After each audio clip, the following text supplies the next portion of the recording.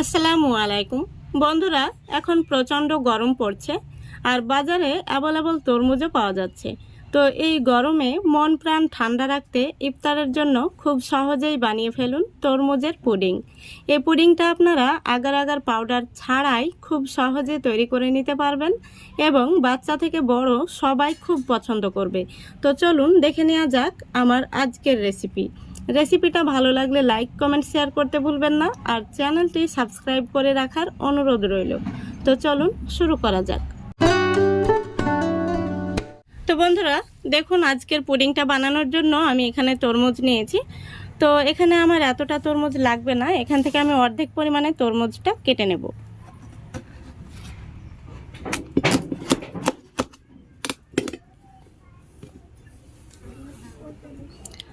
তো এখন আমি এই তরমুজটা কেটে নেব।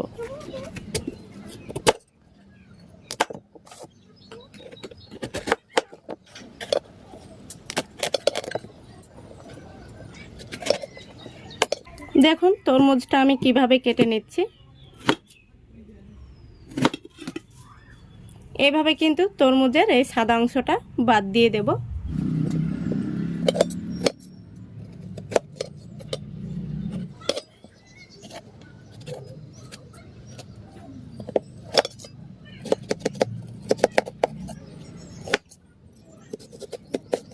খুব সহজেই কিন্তু এভাবে তরমুজটা কেটে নেওয়া যায়। তো আমি যতটুকু তরমুজ নিয়েছি সবটাই কিন্তু কেটে নিয়েছি। এখন আমি তরমুজের এই বীজগুলো বেছে নেব। এইভাবে আঙ্গুল দিয়ে বীজগুলো বেছে নিতে হবে।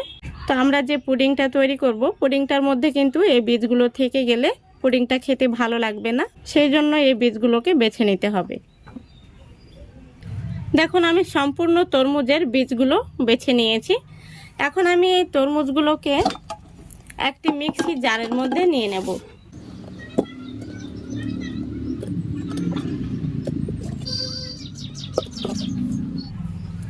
এবার আমি খুব ভালো করে একটি পেস্ট তৈরি করে নেব।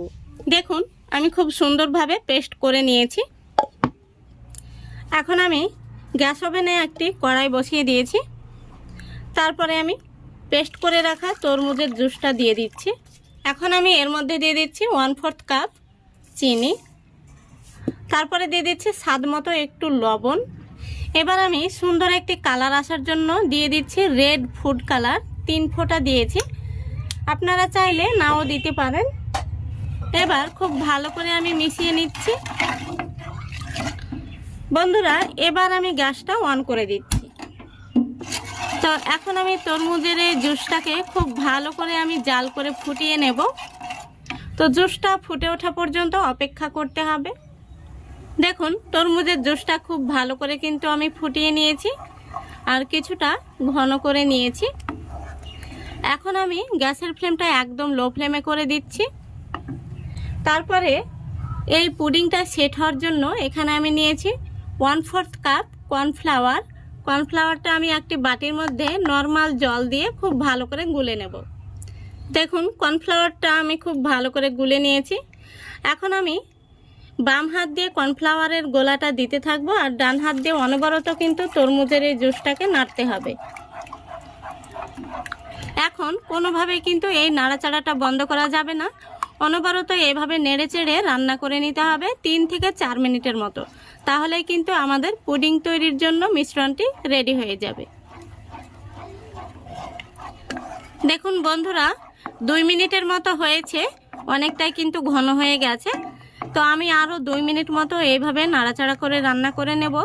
যতক্ষণ না পর্যন্ত এটা একটি আঠালো ভাব তৈরি হচ্ছে ততক্ষণ পর্যন্ত এইভাবে রান্না করে নিতে হবে। দেখুন বন্ধুরা আমি আরও 2 মিনিট রান্না করে নিয়েছি। টোটাল আমি 4 মিনিট এইভাবে রান্না করে নিয়েছি আর এখন কিন্তু বেশ আঠালো পর্যায়ে চলে এসছে, এই দেখুন। তো এখন কিন্তু আমাদের পুডিং তৈরির জন্য পারফেক্ট মিশ্রণটি তৈরি হয়ে গেছে। এখন আমি যে বাটির মধ্যে পুডিংটা সেট করব সেই বাটির মধ্যে দেখুন আগে থেকে ঘি ব্রাশ করে নিয়েছি। এখন এই বাটির মধ্যে আমি কিছু চীনা বাদাম ভাজা খোসা ছাড়িয়ে এইভাবে দিয়ে দিচ্ছি। এতে করে পুডিংটা দেখতেও ভালো লাগবে আর খেতেও ভালো লাগবে। এখন আমি পুডিংয়ের মিশ্রণটি বাটির মধ্যে দিয়ে দিচ্ছি। দেখুন সম্পূর্ণ মিশ্রণটি আমি বাটির মধ্যে নিয়ে নিয়েছি। এখন আমি এইভাবে একটু ট্যাপ করে দিচ্ছি, ভেতরে বাতাস থাকলে বাতাসটা বেরিয়ে যাবে। তারপরে আমি একটি ব্রাশ দিয়ে উপরটা সমান করে দিচ্ছি এভাবে চেপে চেপে। যেহেতু ব্রাশের মধ্যে ঘি লাগানো রয়েছে তাই ব্রাশে কিন্তু কোনোভাবেই মিশ্রণটি লেগে যাবে না। তো এইভাবে আমি ব্রাশ দিয়ে উপরটা সমান করে দিচ্ছি। দেখুন খুব সুন্দরভাবে আমি ব্রাশ দিয়ে সমান করে নিয়েছি। এখন পুডিংটাকে আমি ঠান্ডা হওয়ার জন্য রেখে দিব। আর ঠান্ডা হলে কিন্তু খুব সুন্দরভাবে পুডিংটা জমে যাবে। তবে আপনারা চাইলে নর্মাল ফ্রিজে রেখেও কিন্তু পুডিংটা সেট করে নিতে পারেন। ঠান্ডা ঠান্ডা এই পুডিংটা খেতে কিন্তু ভীষণ ভালো লাগে। দেখুন বন্ধুরা, পুডিংটা খুব সুন্দরভাবে কিন্তু জমে গেছে। আর পুডিংটা ঠান্ডা করার পর আমি নর্মাল ফ্রিজে 10 মিনিটের জন্য রেখেছিলাম, কারণ পুডিংটা কিন্তু ঠান্ডা ঠান্ডা খেতে ভীষণ ভালো লাগে। তো আমি আঙ্গুল দিয়ে আপনাদের দেখিয়ে দিচ্ছি। দেখুন এভাবে টান দিলে কিন্তু সাইড থেকে পুডিংটা ছেড়ে যাচ্ছে। এখন আমি একটি প্লেটের মধ্যে পুডিংটাকে বের করে নেব।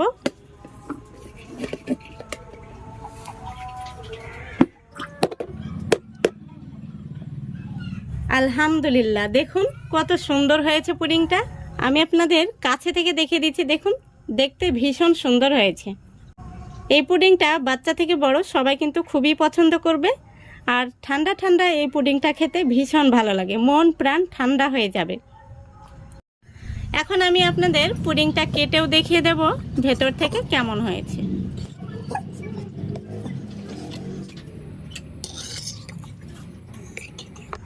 দেখুন পুডিংটা কত সুন্দর হয়েছে। আশা করি দেখে আপনারা বুঝতে পারছেন।